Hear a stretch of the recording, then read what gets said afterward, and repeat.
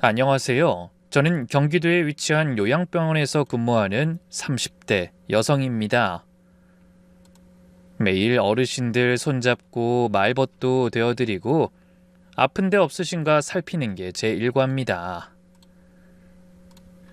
저는 어릴 때부터 사람 돌보는 게 좋았어요. 누가 아프면 가만히 보고 있지 못하는 성격이었거든요.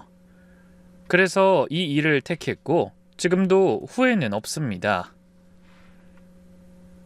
가끔 힘들 때도 있지만 그냥 천직이려니 생각하며 살아가고 있죠. 저는 부모님을 일찍 잃었어요. 중학생 때 두 분이 한꺼번에 돌아가셨거든요. 갑작스러운 일이었습니다. 그 뒤로 6살 차이 나는 언니가 엄마 역할, 아빠 역할 다 해줬죠. 그렇게 언니 손잡고 여기까지 왔습니다. 그런 제가 결혼을 앞두고 참 많은 일을 겪었어요. 그 일을 겪으며 처음엔 너무 화가 났고 그 다음엔 슬펐고 지금은 글쎄요, 뭐라 해야 할지 모르겠습니다. 그래서 이 기회에 누군가에게 제 얘기를 털어놓고 진심 어린 조언을 얻고 싶다는 생각이 들어 이 사연을 보내게 됐네요. 그럼 여러분의 따뜻한 충고와 응원을 기대하며 파란만장한 제 인생 이야기 시작해 보겠습니다. 제가 형민 씨를 처음 만난 건 1년 전이었어요. 그때 저는 요양병원에서 막 일을 시작한 참이라 눈코 뜰 새 없이 바빴습니다. 매일 어르신들 건강을 살피고 불편한 건 없으신지 신경 쓰는 일이 여간 힘든 게 아니더라고요. 하루가 어떻게 가는지도 모르게 바빴죠. 그렇게 정신없이 일하다 야근을 마치고 퇴근할 때면 저는 동네 포장마차에서 우동을 먹곤 했어요. 그때 한 젊은 남자가 말을 걸어 우연히 인사를 나누게 됐죠. 이 집 우동 맛있죠? 오늘은 더 늦으셨네요. 고개를 돌려 쳐다보니 정장 차림의 한 남자가 절 보며 웃고 있었어요.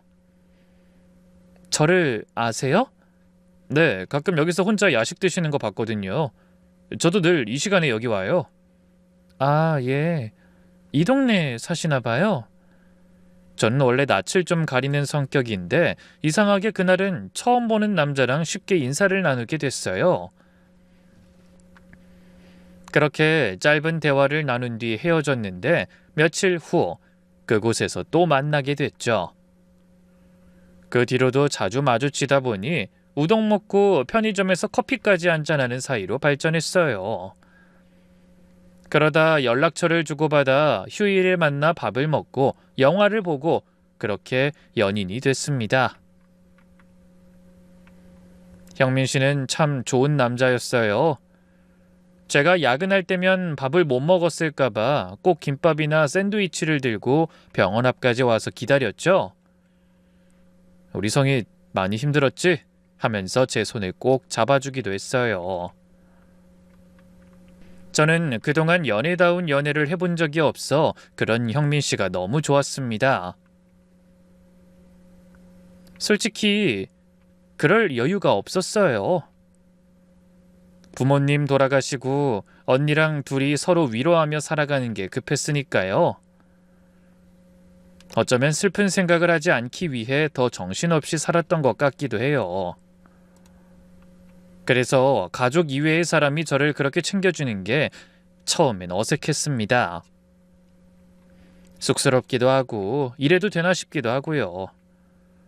근데 형민 씨는 그런 저를 이상하게 보지 않았어요. 그냥 묵묵히 곁에 있어줬죠. 그러다 만난 지 넉 달쯤 지났을 때 형민 씨가 묻더군요. 성희야, 넌 가족이 어떻게 돼? 저는 잠깐 망설이다가 솔직하게 말했어요. 저기 부모님은 내가 중학생 때 사고로 한날 한시에 돌아가셨어. 그 뒤로 언니랑 둘이 살다가 헌데 그런 제 말이 채 끝나기도 전에 형민 씨가 깜짝 놀라더니 말없이 저를 한참 바라보더라고요.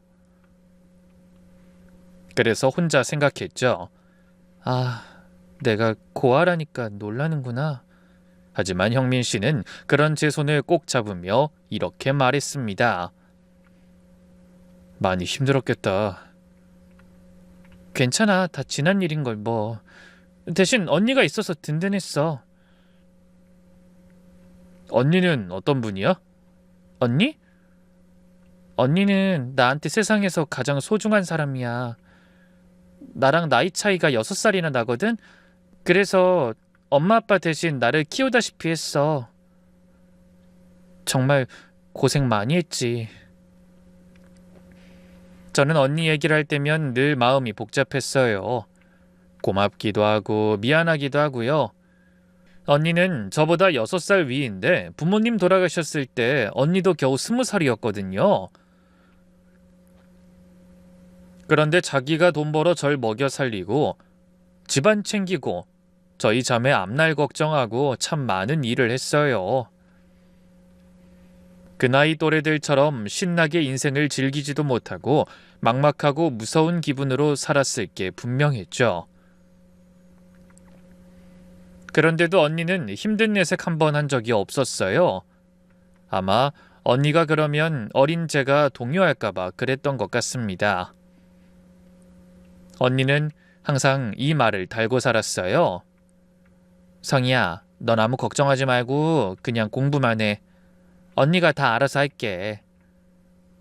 언니는 그 약속대로 저를 끝까지 지켜줬어요.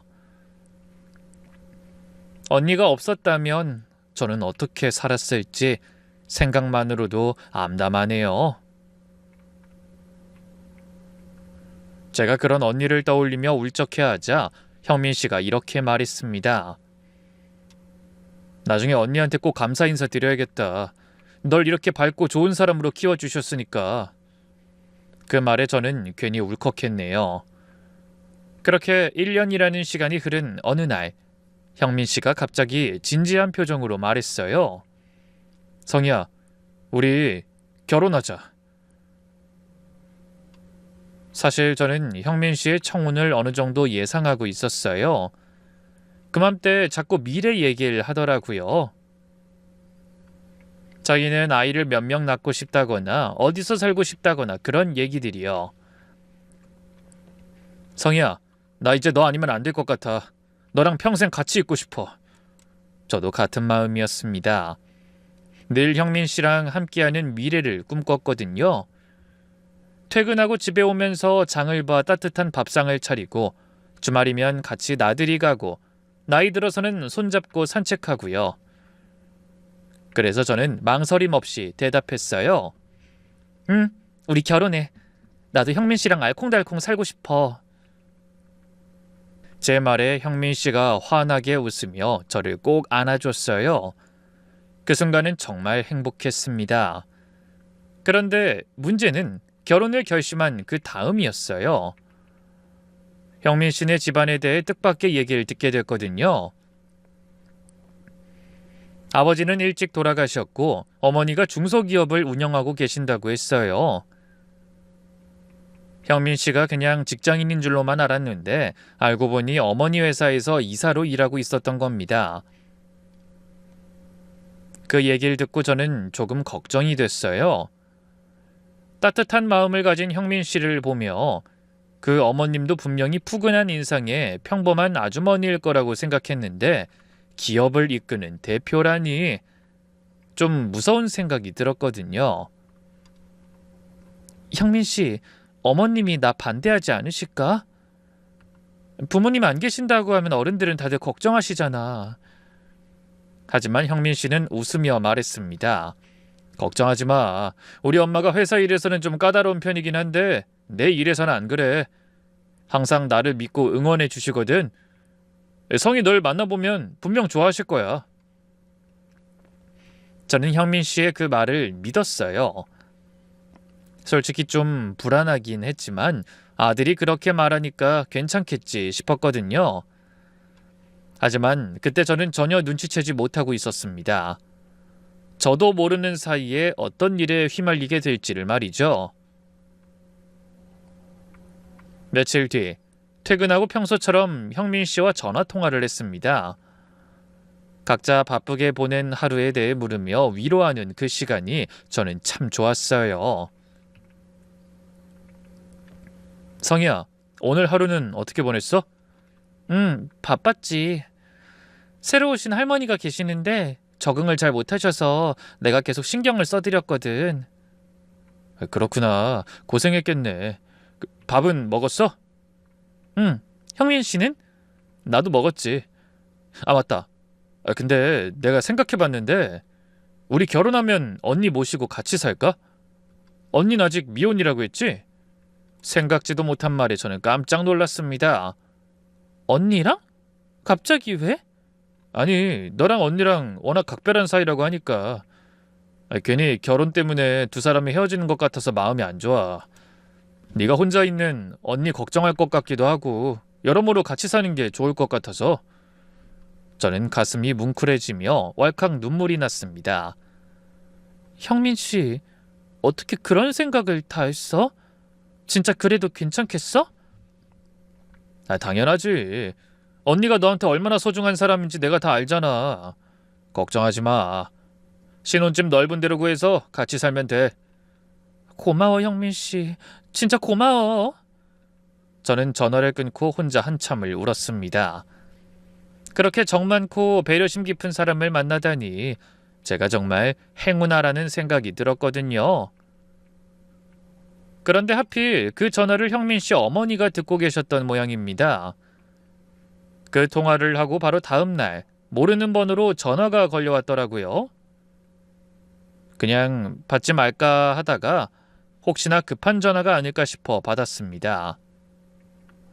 그런데 낯선 목소리가 들려왔어요. 조성희 씨 맞나요? 왠지 건조하고 차가운 느낌이 드는 중년 여자의 목소리였습니다. 네, 맞는데요. 누구시죠? 나 이영민 엄마 되는 사람이에요. 우리 한번 만나서 얘기를 해야 할 것 같은데요. 그 말씀에 저는 심장이 덜컥 내려앉았습니다. 드디어 사랑하는 사람의 어머니를 만나게 된다는 설렘보단 상대의 차가운 태도에서 오는 싸한 느낌이 있더라고요. 아, 네, 안녕하세요, 어머님. 인사는 만나서 해요. 내일 시간 돼요? 네, 그럼요, 됩니다. 그럼 삼성동에 있는 호텔 로비로 와요. 오후 2시쯤 정확한 위치 내가 문자 메시지로 보내줄 테니. 네, 알겠습니다. 그러고는 마지막 인사도 없이 전화가 뚝 끊겼습니다. 저도 모르게 전화기를 내려놓고 한숨을 쉬었어요. 예비 씨 어머니를 만나기 전 남자친구한테 먼저 연락하려다가 그만뒀어요. 어머니가 따로 전화하셨다는 건 아들 없이 저를 만나고 싶다는 말이잖아요. 제가 어떤 사람인지 직접 확인하시려는 것 같다는 생각에 너무나 긴장이 됐습니다. 내일 꼭 잘 보여야 해. 형민 씨랑 우리 미래를 위해서라도. 저는 그날 밤 미리 입을 옷을 생각해 깔끔하게 다려놓고 일찍 잠자리에 들었습니다. 그리고 다음 날 준비해놓은 옷을 입고 깔끔하게 머리를 손질한 뒤 예비 시어머니가 말씀해주신 호텔로 갔어요. 강남 한복판에 있는 최고급 호텔이었죠. 로비에 들어서는데 한눈에 화려하고 고급스러운 실내 장식이 눈길을 사로잡았습니다. 저는 조심스럽게 로비 안쪽에 마련된 커피숍으로 갔어요. 그리고 긴장된 마음으로 연신 거울을 보며 얼굴을 확인하는데 2시가 좀 넘어 작년에 여자분이 들어오시더라고요. 머리를 단정하게 올리고 고급스러운 정장을 입고 손에는 명품 가방을 들고 계셨어요. 저는 한눈에 그분이 예비 시어머니라는 걸 알아봤습니다. 남자친구랑 눈매가 굉장히 닮았더라고요. 저는 얼른 일어나서 고개 숙여 인사했어요. 안녕하세요, 어머님. 조성입니다. 그러자 예비 씨 어머니가 저를 위아래로 훑어보더니 인사도 없이 소파에 앉으셨습니다. 한없이 차가운 표정을 하신 채 말이죠. 앉아요. 저는 두근거리는 심장을 애써 진정시키며 자리에 앉았습니다. 그런데 한동안 절 뚫어지게 바라보기만 하던 시어머니가 드디어 입을 여시더군요. 나는 빙빙 돌려서 말하는 거 잘 못하는 사람이에요. 단도직입적으로 말할게요. 그러더니 가방에서 뭔가를 꺼내시는데 얼핏 보니 두툼한 봉투였습니다. 그걸 테이블 위에 툭 던지며 이렇게 말씀하셨죠. 이거 5천만 원이에요. 저는 영문을 모르겠어 멍하니 봉투를 쳐다봤습니다. 그런 제 얼굴을 보고 시어머니가 다시 입을 여시더군요. 이 봉투에 돈이 들었다고요? 못 알아들어요? 네? 아니 어머님 이게 무슨... 내가 며칠 전에 우연히 형민이 방을 지나다가 두 사람이 대화하는 걸 들었어요. 조성희 씨 조실부모했다고요? 그리고 지금은 무슨 경기도 구석에 있는 요양병원에서 일한다고 하던데 내가 제대로 들은 거 맞죠? 아, 네, 맞습니다. 그럼 언니랑 둘이 살았다는 것도 결혼하면 언니 데리고 산다는 것도 다 맞는 얘기죠? 저는 괜히 잘못한 것도 없이 주눅이 들어 조그만 목소리로 말했어요. 네, 형민 씨가 그러자고 해서요. 하, 이게 무슨 말 같지도 않은 소리야? 분명히 말하는데 그런 일 없을 겁니다. 두 사람은 절대로 결혼 못할 테니까. 예비 시어머니 목소리가 점점 높아졌습니다. 우리 형민이 눈이 어떻게 됐는진 모르겠는데 난 이 결혼 절대 찬성 못해요. 내가 외아들 하나 잘 키우려고 얼마나 고생했는데. 너무나 갑작스러운 상대의 말에 저는 아무 말도 하지 못했어요. 그러다 터져 나오려는 눈물을 삼키며 조심스럽게 말했습니다. 어머님, 전 형민 씨를 정말 사랑해요. 제가 정말 잘하겠습니다. 사랑? 그게 무슨 개코 같은 소리야? 사랑이면 다 되는 줄 알아? 그때부터 어머니는 교양 있는 말투를 내던지고 한껏 흥분한 모습으로 막말을 내뱉으며 저를 비웃기 시작하셨어요. 부모도 돈도 배경도 없는 여자가 사랑 타령이 나면서 내 아들한테 붙어있는 꼴을 보라고? 그렇게는 안 되지. 순간 저는 눈물이 핑 돌았습니다. 하지만 거기서 울면 정말 비참해질 것 같아 억지로 참고 또 참았어요. 어머님, 전 형민 씨한테 아무것도 바라는 거 없어요. 그냥 같이 행복하게 살고 싶은 것뿐이에요. 행복? 웃기지 마. 진짜 행복하고 싶으면 적당히 네 수준에 맞는 고 하나 찾아서 박복한 팔자대로 살아. 어디 부모도 없는 고아 주제 내 아들한테 찝적대? 그러더니 시어머니가 다시 봉투를 들어 제 얼굴을 향해 냅다 집어 던지셨어요. 순간 흔한 막장 드라마의 한 장면이 떠오르며 참을 수 없는 수치심에 몸서리쳐야 했습니다. 저는 눈앞에 떨어진 봉투를 물끄러미 쳐다봤어요. 두툼한 갈색 봉투, 그 안에 돈다발이 빼곡히 들어있는 게 느껴졌습니다. 하지만 저는 이를 악물며 고개를 저었어요. 죄송해요, 어머님. 전 이 돈 받을 수 없어요. 뭐? 시어머니 눈이 커지더군요.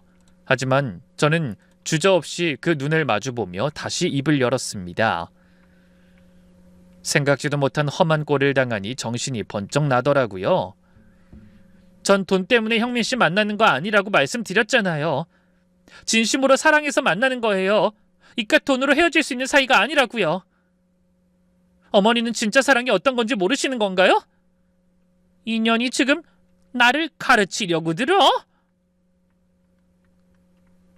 어머니 목소리가 더욱 높아졌어요. 호텔 커피숍에 있던 사람들이 저희 쪽을 힐끗거리는 게 느껴졌습니다. 저는 한숨을 쉬며 조심스러운 목소리로 말했어요. 어머님, 전 형민 씨랑 결혼해서 어머니한테 잘하고 싶어요. 부모님께 못한 효도하면서 좋은 며느리가 되고 싶어요. 제가 마음에 안 드시는 건 이해하지만 제발 닥쳐! 흥분한 시어머니가 제 말을 자르며 소리치셨죠. 마음에 안 드는 걸 이해해? 그걸 아는 게 이렇게 들러붙어서 억지를 부려? 네가 남들 다 손가락질하는 고하면 주제 파악을 하고 살아야지. 어디 넘볼 남자가 없어서 하필 내 아들이야? 저는 차오르는 눈물을 억지로 삼키며 입술을 꽉 깨물었습니다. 어머님, 사람 가치가 돈으로만 결정되는 건 아니잖아요. 돈은 있다가도 없고 없다가도 있고 얼마든지 변할 수 있는 거지만 사랑은 아니에요. 뭐야? 그 말을 하는 저를 시어머니가 매서운 눈초리로 노려보셨어요. 눈빛이 정말 무섭더군요. 순간적으로 숨이 막히는 기분까지 들었어요. 그래서 물러서고 싶지 않았습니다. 어떻게든 어렵게 찾은 제 사랑을 지키고 싶었거든요. 전 형민 씨 포기할 수 없어요. 돈을 받고 떠나는 건 그동안 형민 씨가 저한테 보여준 마음을 배신하는 거예요. 그건 죽어도 못해요. 하지만 제 말을 들은 시어머니는 가소롭다는 듯 입꼬리를 올리며 웃으셨어요. 하! 이것 봐라. 거머리 같은 게 말은 또 번지르르하게 하네.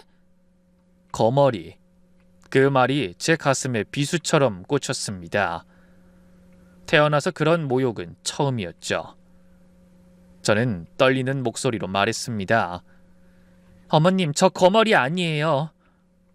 저는 형민 씨한테 기대서 뭘 얻으려고 한 적이 없다고요. 저도 열심히 일하고 제 밥벌이는 할 수 있을 정도의 능력은 됩니다. 능력? 요양병원에서 일하면서 능력을 따지는 거야? 거기서 오늘 내일 하는 노인네들 똥기저귀나 가는 것도 능력인가? 뭐 간호사야? 요양보호사? 어머니가 저를 위아래로 훑어보며 조롱하셨죠. 한 달에 얼마나 벌어? 뭐 200, 300? 그 돈으로 뭘 할 수 있는데 그런 푼돈이 우리 형민이 앞날에 무슨 도움이 될까? 저는 아무 말도 하지 않았어요. 뭐 못한 게 아니라 안 한 겁니다. 유치하게 돈 타령이나 하는 상대와 똑같은 사람이 되기 싫더라고요. 그래서 최대한 침착해지려 노력하며 천천히 말했습니다. 어머님, 전 형민 씨랑 부자로 살고 싶은 게 아니에요. 그냥 같이 밥 먹고 같이 웃고 같이 늙어가고 싶은 거예요. 그게 그렇게 나쁜 건가요? 하! 너 참 질기네구나. 예비 시어머니는 허공에 대고 탄식에 가까운 한숨을 쉬셨습니다. 그러고는 몸을 앞으로 기울이고 목소리를 낮추더니 이를 갈면서 말씀하셨어요. 세상은 그렇게 쉽게 돌아가지 않아. 사랑? 개코 같은 소리 집어쳐. 사랑이 밥 먹여줘? 결혼은 현실이야. 집안과 집안이 만나는 거라고. 형민인 조금이라도 우리 사업에 도움되는 집안 아가씨랑 결혼해야 해. 저는 그제야 시어머니의 속내를 알게 됐어요. 저희의 결혼을 반대하는 게 하나뿐인 아들의 행복을 위해서라지만 실상은 자기 이득을 위해서라는 걸요. 시어머니가 다시 봉투를 제 쪽으로 밀어내며 소리쳤죠. 그러니까 깔끔하게 정리하자고. 5천만 원이면 적은 돈 아니잖아. 1년 내내 죽어라 노인네들 뒤치다거리에도 그만큼 벌 수 있으려나? 그냥 챙겨줄 때 못 이기는 척 받고 새 출발해. 반발한 얼굴로 남자 후리는 건 일도 아닌 것 같은데? 하지만 저는 여전히 봉투를 밀어냈어요. 절대 안 받을 거예요. 제 다부진 한마디에 예비 시어머니 얼굴이 굳어졌습니다. 이게 정말 너 끝까지 사람 꼭지 돌게 할 거야? 죄송해요, 어머님. 전 형민 씨를 사랑해요. 돈 받고 떠나는 건 죽어도 못한다고요. 순간 시어머니가 자리에서 벌떡 일어나셨어요. 저도 놀라서 반사적으로 고개를 들었죠. 이게 입만 살아서 끝까지 내 속을 뒤집어? 그러더니 갑자기 손을 번쩍 들어 제 뺨을 사정없이 내려쳤습니다. 찰싹하는 소리와 함께 뺨이 화끈거렸어요. 어찌나 세게 맞았는지 머리가 옆으로 휙 돌아가고 귀가 먹먹하더군요. 그 공간에 있던 사람들이 다 저희 쪽을 쳐다볼 정도로 큰 소리가 났습니다. 어떤 사람은 수근거리고 어떤 사람은 안타까운 표정으로 저를 쳐다봤어요. 저는 한 손으로 뺨을 감싸주며 눈물을 주르륵 흘렸습니다. 참으려고 했는데 도저히 못 참겠더라고요.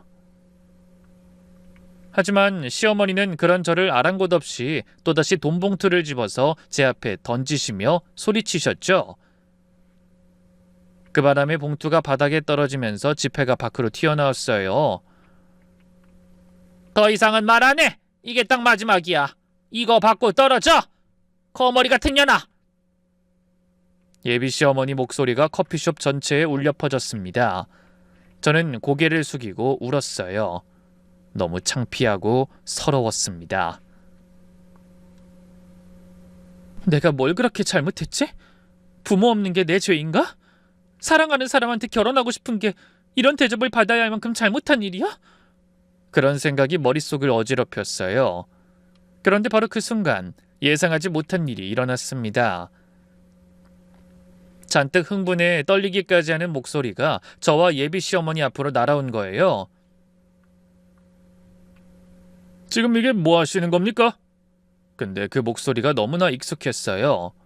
저는 아차 싶어 얼른 고개를 들었지만 눈물 때문에 시야가 흐릿해 상대가 잘 보이지 않았습니다. 한 무리의 사람들이 저와 예비 시어머니를 향해 다가오고 있다는 것만 보이더군요. 정장을 입은 사람들, 딱 봐도 호텔 직원들이었어요. 그 무리 중 가장 앞에 서 있는 여자가 단박에 눈에 들어왔죠.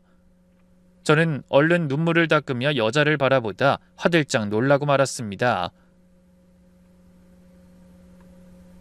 하필 이런 모습을 들키다니. 저는 후회했지만 이미 벌어진 일을 돌이킬 수는 없었어요. 제가 예비 시어머니에게 꼼짝 못하고 당하는 모습을 본 사람은 다름 아닌 하나뿐인 제 언니였습니다. 언니의 시선이 제 빨갛게 부어오른 뺨에 고정돼 있었어요. 그러더니 주먹을 꼭 쥐고 무섭도록 차가운 얼굴로 걸어오고 있었습니다. 그리고 이글이글 타오르는 눈빛으로 예비 시어머니를 노려보며 입을 열었죠. 당신 지금 내 동생한테 뭐 하는 겁니까? 예비 시어머니가 어이없다는 듯이 언니를 쳐다보시더군요. 뭐야, 당신이 누군데? 괜히 남의 일에 끼어들지 마! 하지만 언니는 조금도 동요하지 않고 주머니에서 뭔가를 꺼내 예비 시어머니 앞에 내던졌어요.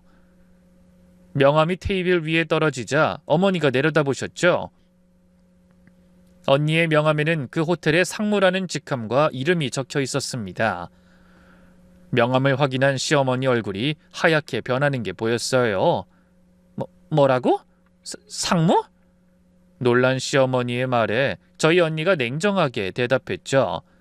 네, 제가 이 호텔 상무 조지희입니다. 그리고 당신 앞에서 울고 있는 저 애는 제 하나뿐인 동생이고요. 이제 이 상황이 어떻게 된 건지 설명을 좀 하셔야겠습니다. 예비 시어머니가 휘둥그레진 눈으로 절 바라보다 다시 언니를 보셨어요. 그러더니 점점 얼굴이 일그러졌죠. 저희 자매는 참 많이 닮았거든요. 나이 차이가 꽤 나지 않았다면 쌍둥이로 오해받았을지도 모를 만큼 비슷한 구석이 많았어요. 시어머니는 많이 놀랐는지 떨리는 목소리로 간신히 물었습니다. 아니 그러니까 저 애가 당신 동생이라고? 네, 귀하디 귀한 제 동생입니다. 언니가 시어머니 앞으로 한 발짝 다가서자 시어머니가 본능적으로 몸을 움찔거리셨어요. 내 동생한테 방금 뭐라고 하셨죠? 거머리라고? 꺼지라고? 아니 그게 저희가 자꾸 내 말꼬리를 잡고 늘어지길래. 시어머니는 더듬거리며 당황한 티를 감추지 못하셨어요. 조금 전까지의 기세는 온데간데 없더군요. 언니는 몸을 굽혀 바닥에 떨어진 돈 봉투를 집어 올렸어요. 그리고 그걸 테이블 위에 탁 소리가 나게 올려놓고 다시 어머니를 쳐다봤죠. 돈 던지면서 떨어지라고 한 거 맞습니까? 감히 내 동생한테? 아니 나는 그냥 헤어지라고 하는 것보다 그래도 신경을 써서. 어이가 없네. 감히 내 동생이 누군 줄 알고 이런 푼돈 쥐어주면서 그딴 소리를 해? 당신 지금 제정신이에요? 그때 언니 뒤에 서 있던 직원 한 명이 휴대폰을 열어 뭔가를 언니에게 보여주며 귓속말을 했습니다. 그리고 휴대폰 화면을 본 언니는 낯빛이 더욱 어두워지며 소리쳤죠. 여기가 어딘 줄 아세요? 우리 호텔이에요. 이 호텔에서 일어나는 일은 모두 CCTV로 녹화되고 있다고요. 당신이 조금 전 여기서 벌인 일도 전부 감히 돈봉투를 내 동생 얼굴에 집어던져요? 예비 시어머니의 얼굴은 사색이 되었습니다. 아니, 정말 당신이 이 호텔 상무라는 거야? 진짜로? 그래요. 이 나이에 상무되는 게 쉬운 일은 아니죠? 물론 경영 수업을 받는 입장이니까 가능한 거예요. 난 이 호텔 창업자의 외손녀니까. 물론 나랑 자매인 성희도 그렇겠죠? 그런 애한테 이런 푼돈 쥐어주면서 큰 소리를 쳐요? 왜요? 호텔 회장 손녀의 의사인 성희가 그깟 돈이 아쉬울까봐? 언니가 시어머니를 향해 무시가 담긴 비웃음을 보냈습니다. 그 말에 예비 시어머니의 입이 떡 벌어졌죠. 이게 어떻게 된 일이지? 분명히 부모가 없는 고아라고 난 그렇게 들었는데. 그리고 요양병원에 근무한다고? 맞아요. 요양병원 의사이자 원장이죠. 아니, 그럼 간호사가 아니라 의사란 말이에요? 거기다 원장? 언니는 그런 시어머니에게 이를 갈며 말했습니다. 그래요. 사람에 대해서 자세히 알아보지도 않고 무조건 가난하다고 무시하고 부모 없다고 업신여기고 그게 어디 사람이 할 짓이에요? 예비 시어머니는 말문이 막혔는지 입을 다문 채 아무 말도 못하셨어요. 그제야 언니가 제 쪽으로 천천히 몸을 돌리더니 뺨을 쓰다듬으며 말했죠. 성희야, 많이 아파? 이게 도대체 무슨 일이야? 저는 눈물을 참으며 고개를 저었습니다. 아니야 언니, 나 괜찮아. 그리고 미안해, 이런 모습 보여서. 약속 장소를 옮겼어야 하는데. 사실 예비 시어머니로부터 언니가 근무하는 호텔로 오라는 말을 들었을 때부터 신경이 쓰이긴 했어요. 하지만 처음 만나는 어른이 정한 장소를 제가 마음대로 바꾸자고 할 수도 없었고 설마 그런 일이 일어나리라고는 생각 못했어요. 심각하게 여기지 않고 그냥 약속 장소에 나간 겁니다. 하지만 그 순간만큼은 그런 제 결정이 정말 후회됐어요. 하필 가장 들키고 싶지 않은 사람에게 그런 모습을 들켜버렸다는 자괴감에 너무나 괴로웠거든요. 여러분도 아마 놀라셨으리라 생각합니다. 이쯤에서 저와 언니 그리고 돌아가신 저희 부모님에 관해 오래된 옛 이야기를 들려드려야 할 것 같네요. 원래 저희 엄마는 부잣집 외동딸이었어요. 국밥 장사부터 시작해 호텔 신화를 만들어 온 외할머니의 유일한 상속녀였죠. 헌데 그런 엄마가 대학교 다닐 때 아빠를 만나 사랑에 빠진 겁니다. 평범하디 평범한 집안의 남자와 말이죠. 돈도 배경도 학벌도 보잘것없지만 정말 성실하고 마음 많은 착한 분이셨어요. 하지만 외할머니에게 그런 건 중요하지 않았던 것 같습니다. 그러니 결혼을 그렇게 극렬하게 반대하셨겠죠.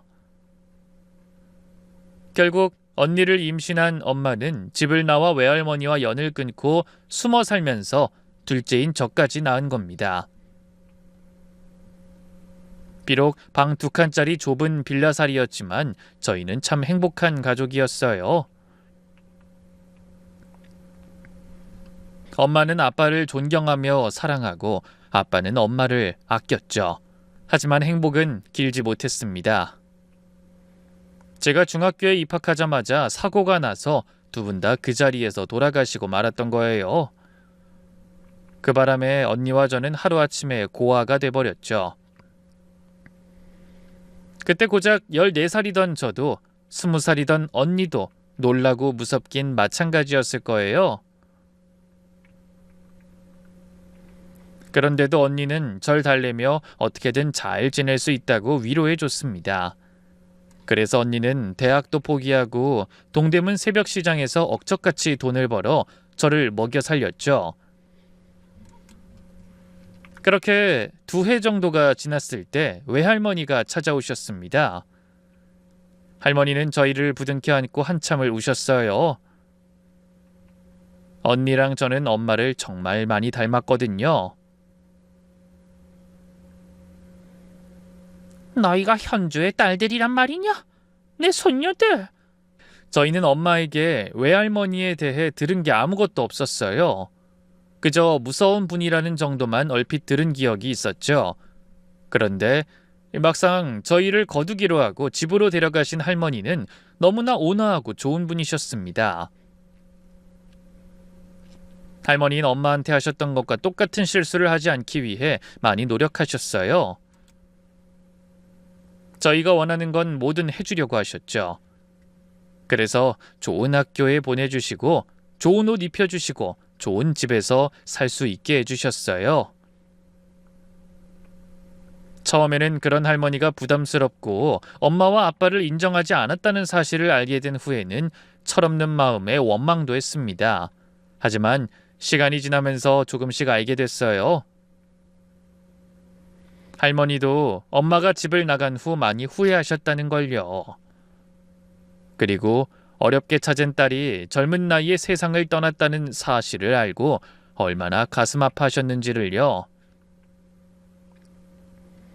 언젠가 할머니가 저희에게 이런 말씀을 하신 적이 있습니다.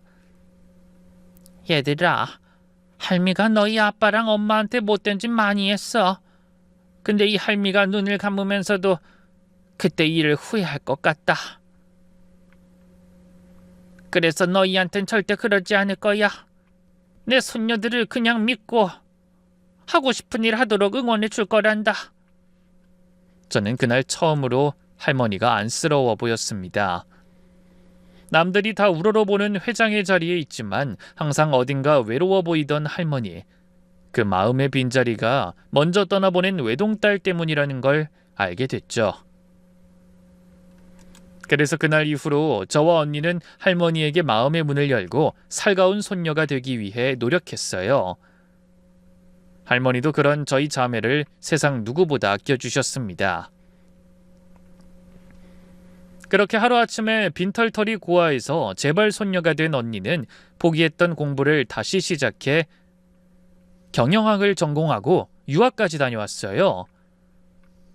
그리고 할머니의 뒤를 이어 호텔을 경영하기 위해 열심히 일하고 있죠. 절대 할머니가 강요한 일은 아니었습니다. 사람을 잘 이끌 줄 알고 똑똑한 언니의 적성에 잘 맞는 일이기에 본인이 선택한 일이었어요. 하지만 저는 언니와는 좀 달랐습니다. 저는 경영에 전혀 관심이 없었어요. 대신 어려운 사람들을 돌보는 게 좋았습니다. 어릴 때부터 그랬던 것 같아요. 누가 아프면 옆에 있어주고 싶고 힘들어하면 손잡아주고 싶고요. 그래서 저는 의대에 갔습니다. 할머니는 약속대로 제가 뭘 원하든 다 믿고 응원해 주셨어요. 성희야, 뭘 하든 네가 하고 싶은 일을 해. 할머니는 너만 행복하면 돼. 그래서 제가 의사가 되자 할머니는 제 뜻을 존중해 요양병원을 차려주셨어요. 그 덕에 저는 젊은 나이에 원장이 되어 매일 바쁜 하루하루를 보내게 된 겁니다. 하지만 남자친구에게는 일부러 티내지 않았어요. 물론 처음부터 거짓말할 의도는 없었습니다. 처음에는 그냥 제 상황을 일일이 설명하기가 거북했고 나중에 연인으로 발전하고부터는 어디서부터 말을 꺼내야 할지 눈치만 보다가 기회를 잡지 못했죠. 솔직히 한편으로는 형민 씨가 저를 호텔 회장의 손녀나 병원 원장이 아니라 있는 그대로의 조성이로 봐줬으면 하는 마음도 있었습니다. 그러면서 부모도 없고 부족한 제 모습까지 전부 사랑해 줄 수 있는 사람이라는 걸 확인받고 싶었던 것 같네요.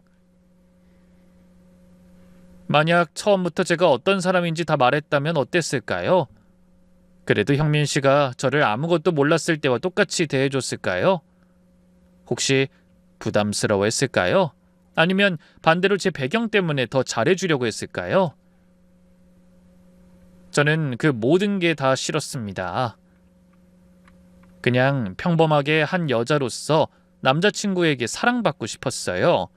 헌데 그런 제 행동 때문에 저를 가난하고 아무것도 없는 고아로 생각한 남자친구의 어머니가 그런 식으로 말도 안 되는 짓을 저지를지는 몰랐습니다.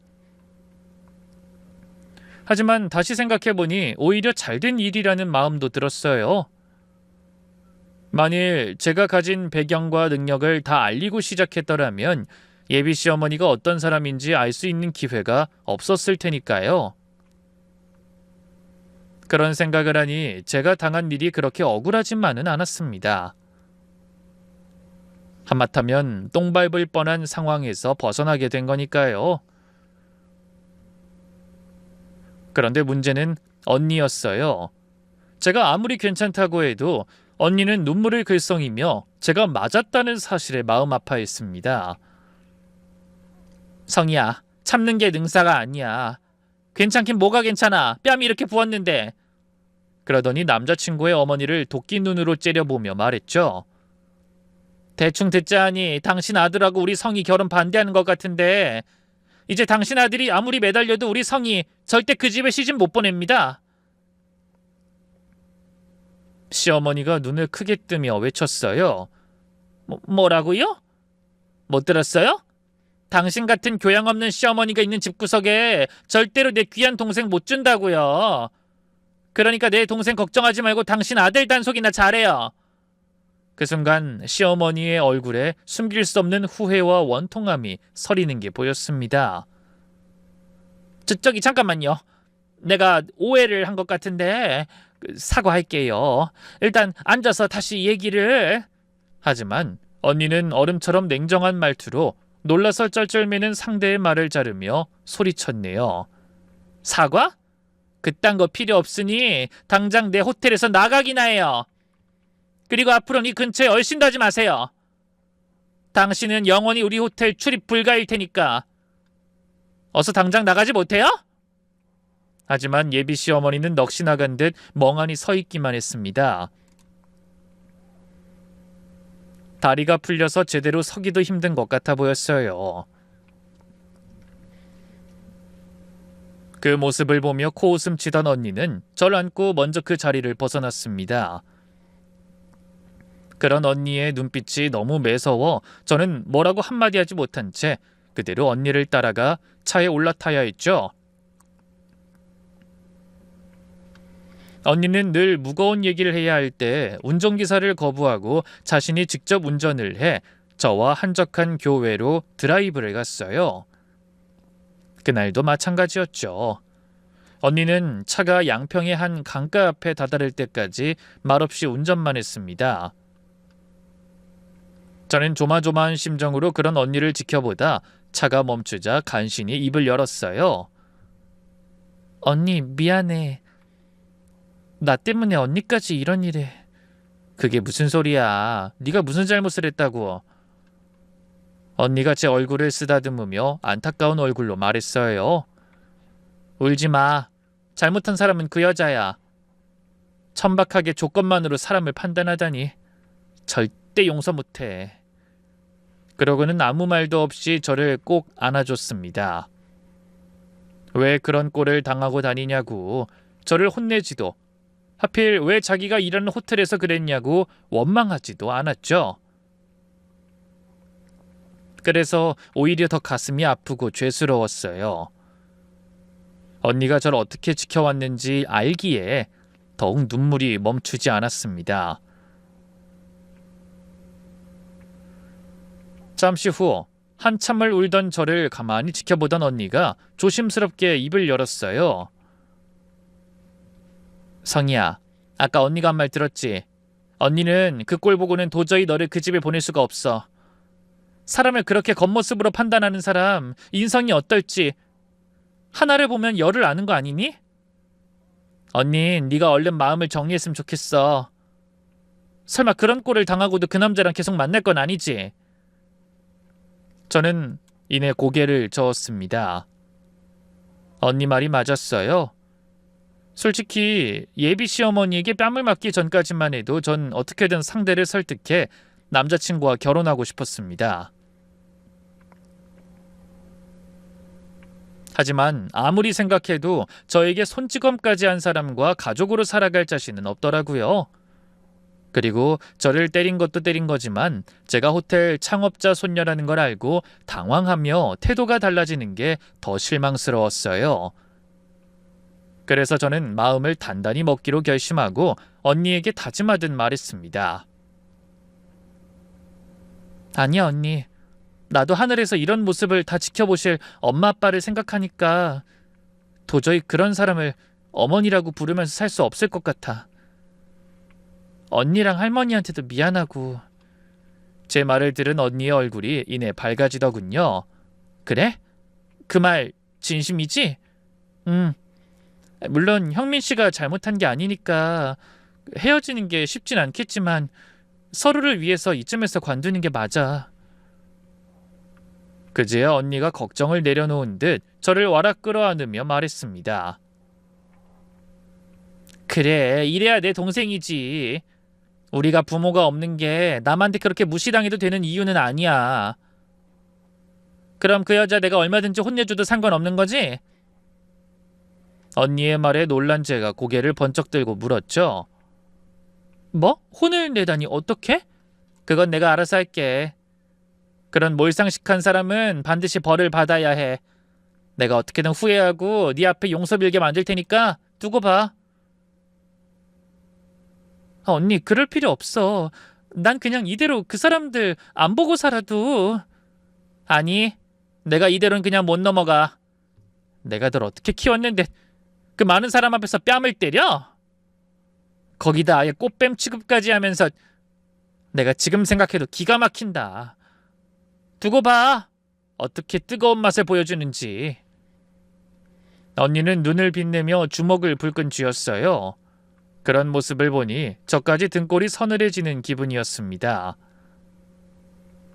언니는 매사에 합리적이고 예의 바른 사람이었지만 동생인 제 일에서만큼은 유난스러운 사람이기도 했어요.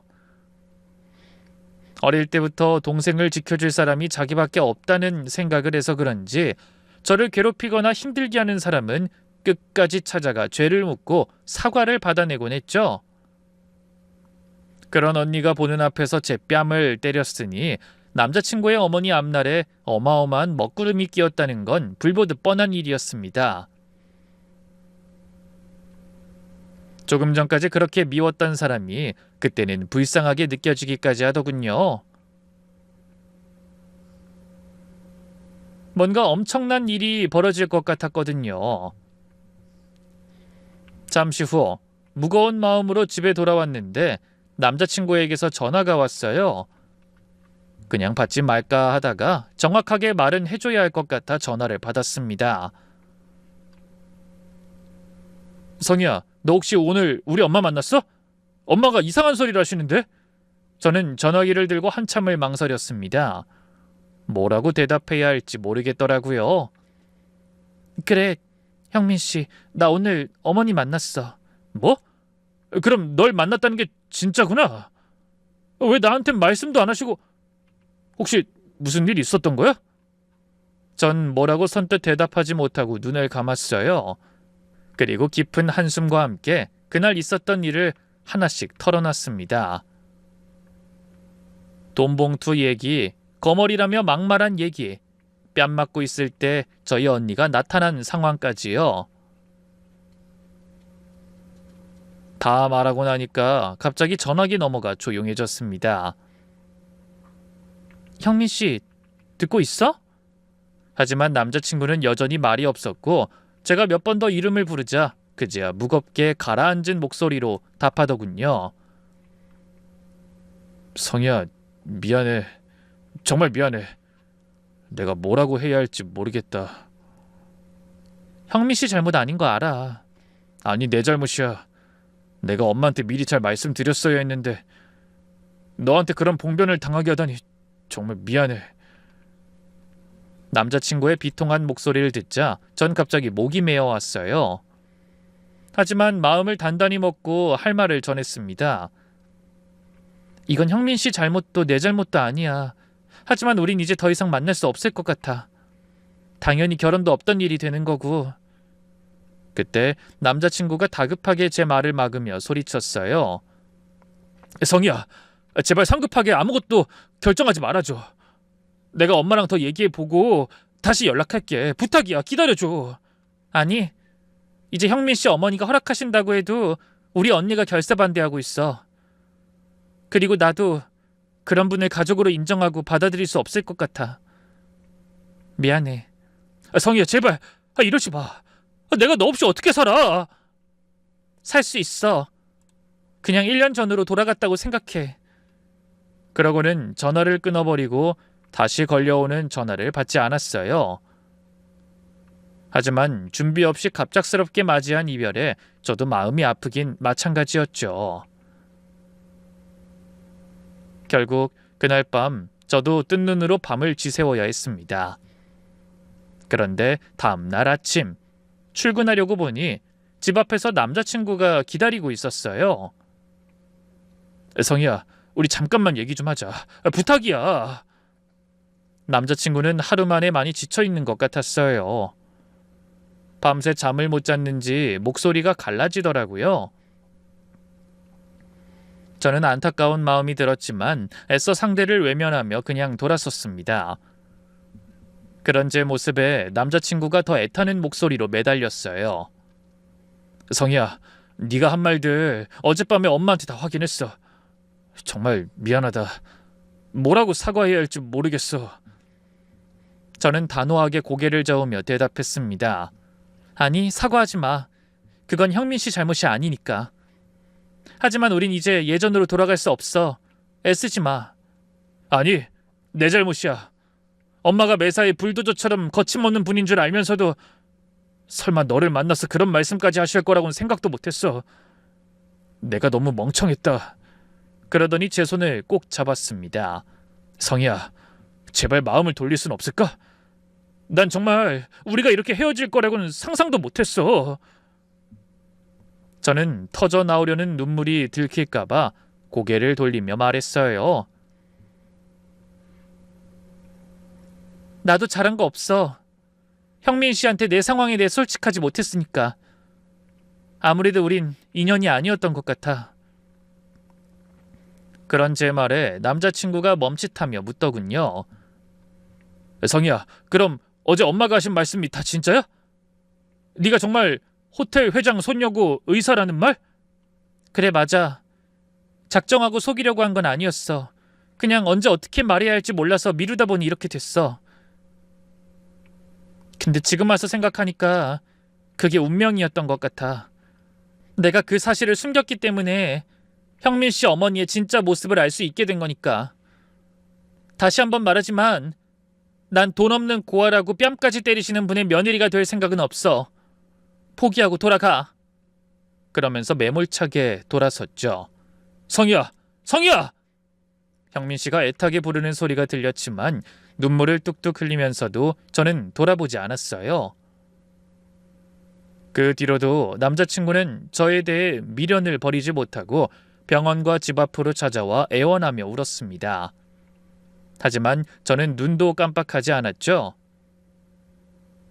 그런데 제가 미처 예상하지 못했던 건 형민 씨가 그 일 이후로 완전히 무너져 버렸다는 거였어요.